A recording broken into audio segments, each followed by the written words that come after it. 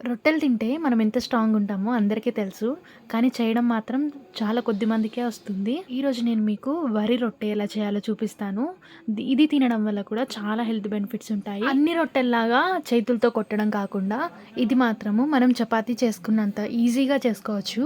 ఇప్పుడైతే ఒక కప్పు నిండా వరిపిండి తీసుకోవాలి. వరిపిండి అనేది చాలా సాఫ్ట్‌గా ఉండాలి.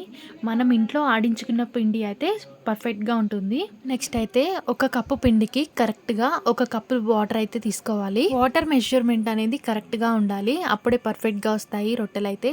సో, నెక్స్ట్ ఈ వాటర్‌నైతే మనము ఒక 2, 3 మినిట్స్ పాటు చక్కగా బాయిల్ చేసుకోవాలి. ఆ తర్వాత మనం ఈ పిండిలో అయితే యాడ్ చేసుకొని ఒక 2 మినిట్స్ చల్లారిన తర్వాత మంచిగా హ్యాండ్ తోటైతే ఎక్కువ సేపు దాన్ని కలుపుకుంటూ ఉండాలి. అండ్ ఎంత ఎక్కువ సేపు కలిపితే అంత పర్ఫెక్ట్‌గా వస్తాయి.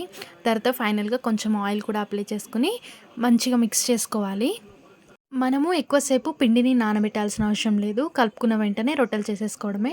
నెక్స్ట్ అయితే ఇక్కడ ఏదైనా పాలిథిన్ కవర్ లాంటిది తీసుకొని, దానికి కూడా కొంచెం ఆయిల్ ఎక్కువ అప్లై చేసుకొని, చపాతీలు చేసుకునే కర్రకు కూడా ఎక్కువ ఆయిల్ అయితే అప్లై చేసుకోవాలి. అండ్ ఈ ఆయిలే మనకు సరిపోతుంది. మనం ఎక్స్ట్రా ఆయిల్ ఎక్కడ అనేది మనం రొట్టె మీద యాడ్ చేయము. మనం చపాతీ చేసుకుంటాం కదా! అదే ప్రాసెస్‌లో రొట్టెనైతే స్లోగా చేసుకుంటూ ఉండాలి.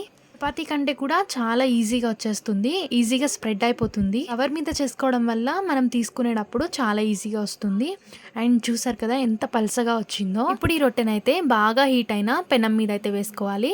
వేసుకున్న తర్వాత ఫ్లేమ్‌నైతే స్లో ఫ్లేమ్‌లో పెట్టేసుకొని అది మొత్తం కూడా మంచిగా కాలిపోయేంత వరకు అలానే ఉంచుకోవాలి. ఇది వన్ సైడ్ మొత్తం కంప్లీట్‌గా కాలిన తర్వాత మాత్రమే ఇంకొక సైడ్ కూడా టర్న్ చేసుకొని పెద్ద మంట పెట్టుకోవాలి. రెండు వైపులా కూడా చక్కగా కాలిన తర్వాత తీసుకొని సర్వ్ చేసుకోవడమే. చాలా ఈజీగా ఉంటుంది ప్రాసెస్. మీరు కూడా ట్రై చేయండి.